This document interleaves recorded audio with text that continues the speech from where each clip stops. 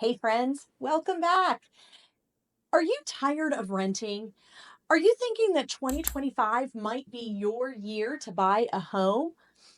Well, guess what? This video is for you because today we are talking about the pros and the cons of buying versus renting so that you can make the best decision for yourself. So let's dive in. Let's start with the positives, the pros of buying a home. The first pro is that you are building equity. Now, what is equity, you say? Well, equity is a fancy word for wealth. Equity is actually the difference between what you owe on your mortgage and what your home is worth. And every year, your value typically goes up and your mortgage balance goes down. So your equity is getting bigger and bigger. When you are a homeowner, that equity is yours. So every month that you make your mortgage payment, you're putting money back in your own pocket long term. So building equity is one of the best advantages to buying a home. Another benefit of buying a home is that you have stable and predictable payments. Most people, when they get their mortgage, get a fixed rate mortgage. That means that the principal and the interest on your mortgage never change. Now, there are some elements of your payment that will change, what we call your escrow account, which is your taxes and your insurance. I hate to break it to you, but the government has the right to raise our taxes all the time. And very often, they do raise them. So your monthly mortgage payment may go up slightly over the course of the time you own the home. But overall, your payment's going to stay pretty steady because your interest rate is fixed. So we have equity, wealth that's being built. We have stable and predictable payments. There are also tax benefits and home appreciation to take into consideration. There are some tax benefits to owning a home. Right now, very often you can deduct the interest that you pay on your mortgage. Sometimes you can deduct some other things on your mortgage. You'll want to talk to a tax professional to find out all the specifics. But regardless, there are definite tax advantages to being a homeowner that you can't get as a renter. Now, along with that is home appreciation. Here in Northern Kentucky, we are like the tortoise in the tortoise and the hare analogy. We're slow and steady here in Northern Kentucky. Home values have gone up steadily over the time that I've been a realtor and for many, many years. Now, we don't see huge inclines and huge devaluations. We just see a slow and steady rise, just like that tortoise heading to the finish line. Over the past few years, we've seen about 3 to 4% year over year appreciation, which means that that gap between your value, what your home is worth, and what your balance on your mortgage is, has grown and grown, not just by the payments that you've made, but also because every year your home is getting worth more and more just because you own it and have maintained it. The final benefit to buying a home is the freedom to customize. One of the things I hear all the time from tenants is, oh my gosh, I wish I could paint this room. Or I want to get a dog, but my landlord says I can't. Why do they care? Well, that's a whole nother video of why they care if you have a dog or not. But if you own your home, get that dog, get that cat. They may restrict you on some farm animals if you want to raise chickens in your backyard, but for the most part, you can do what you want with your home. It's your home. If you want to paint the walls neon green, have at it. Just before you go to sell it, we may need to neutralize. That's a whole nother story. But you can do what you want because you own it. You don't have to ask permission from anyone, except maybe your significant other, whether or not to do something in your home. So buying a home is an amazing thing. And you might be thinking, well, why would everybody not want to buy a home? Well, there are a few downsides to consider. First of all, there are higher upfront costs in buying a home. You have a down payment on your mortgage. You have closing costs. You have moving costs. There are more expenses involved in buying a home than there are with just renting. Now, It's not to say that it's insurmountable and it's hundreds of thousands of dollars that you have to save up. There are lots of grants out there for down payment assistance that can help offset those costs.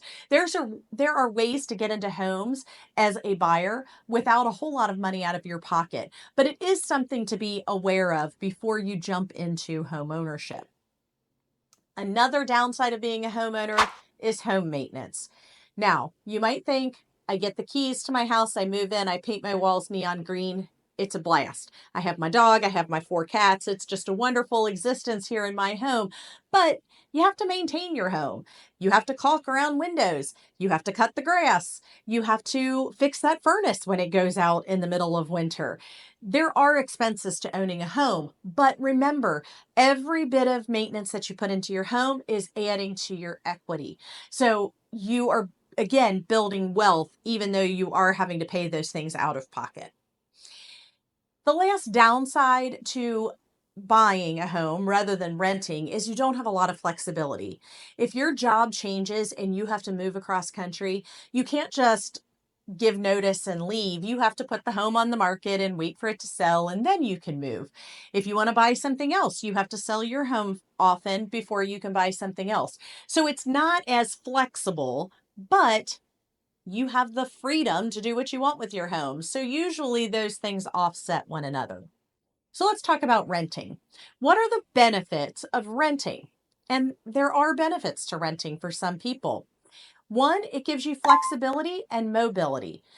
If you're not going to be in the area for very long, then all you have to do is give notice and you can pick up and move. If you are in one area and you don't like your neighbors, or you don't like that part of town, or you get a job on the other side of town, give your notice and move to somewhere else. Not a big deal. When you own a home, it's a little bit more challenging, but renting does give you flexibility and mobility. And for some people in that time of life, that's what they need. Another benefit to renting versus buying is you have less responsibility.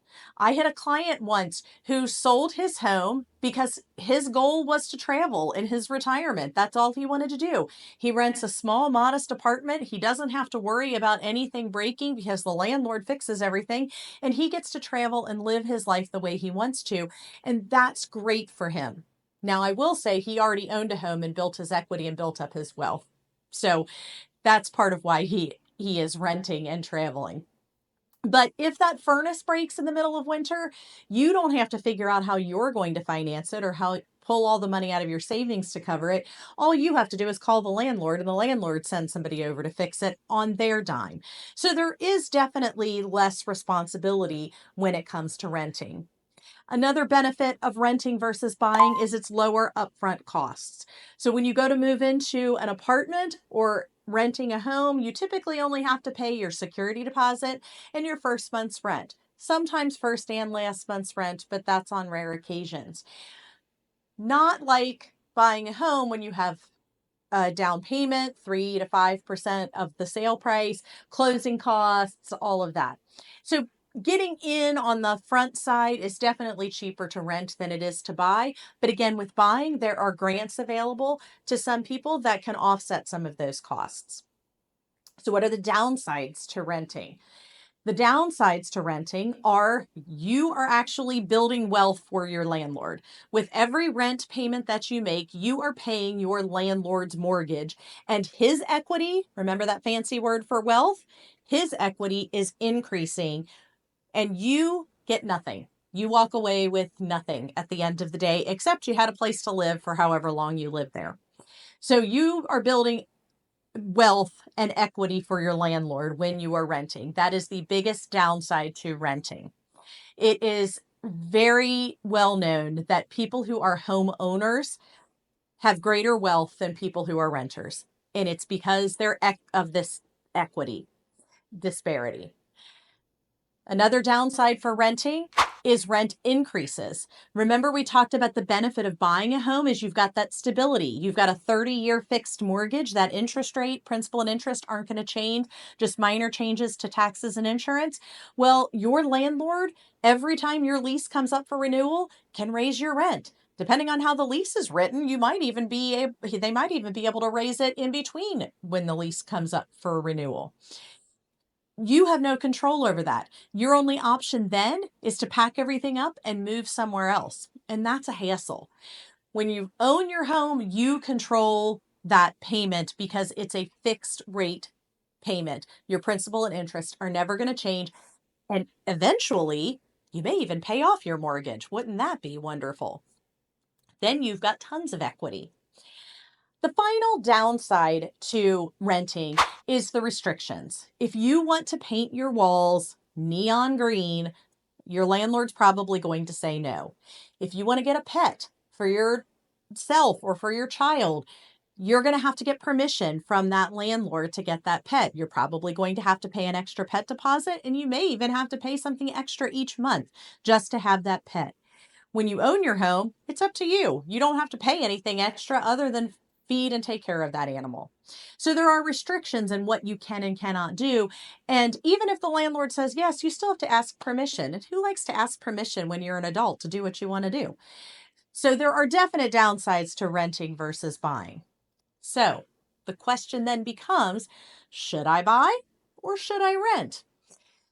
Ultimately, the decision is up to you. Depending on where you are in your job, in your life, in your building of your career, it may be better off for you to rent.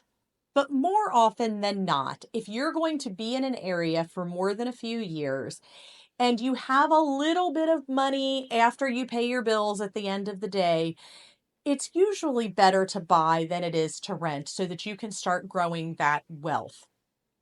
But the best thing to do is to call me or text me.